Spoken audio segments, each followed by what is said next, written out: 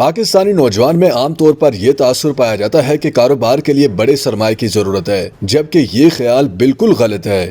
دنیا کے بڑے بڑے تاجروں نے اپنے کاروبار کو صفر سے شروع کیا۔ اگر دنیا کی کامیاب ترین کمپنیز کے دفاتر یا ان کی تصاویر دیکھ کر آپ کے ذہن میں خیال آتا ہے کہ ان کے پاس شروع سے ہی اچھی عمارات اور سرمایہ تھا، تو اپنا خیال بدل لیجئے۔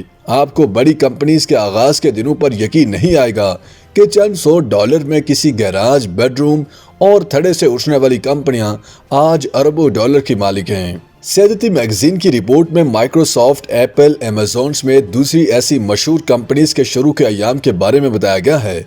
طویل عرصے تک دنیا کے امیر ترین رہنے والے شخص بل گیٹس اور پال ایلن نے مائیکروسافٹ کارپوریشن کی بنیاد 1975 میں اپنے گیراج میں رکھی تھی، کیونکہ ان کے پاس کام شروع کرنے کے وسائل بہت کم تھے۔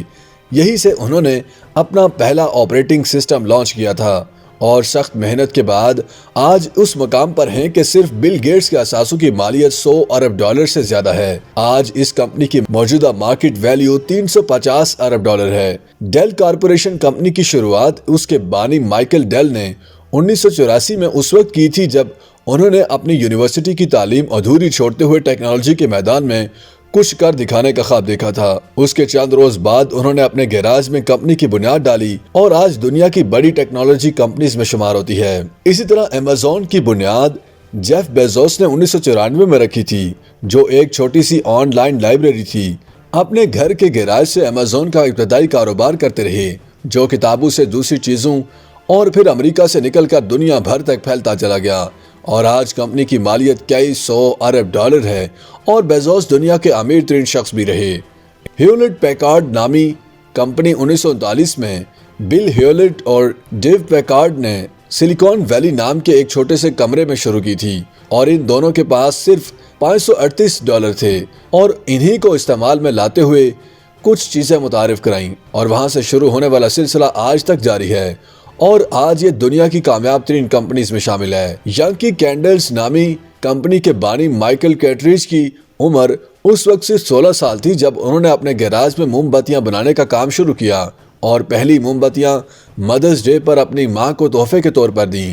ایک تقریب میں لوگوں نے وہ موم بتیاں دیکھیں تو ان کے لیے بھی بنانے کا کہا، اور 2 کلاس فیلو بھی ان کے ساتھ شامل ہو گئے، اور پھر موم بتیوں کے علاوہ دوسری چیزیں بنانے لگے۔ یہ کمپنی 1969 میں قائم ہوئی۔ امریکہ سمیت دوسرے ممالک کی شاید ہی ایسی کوئی گفٹ شاپ ہو جہاں اس کے آئٹم موجود نہ ہوں۔ 1999 میں مائیکل نے اس کو فروخت کر دیا تھا، تاہم یہ آج بھی بہت بڑی کمپنی ہے۔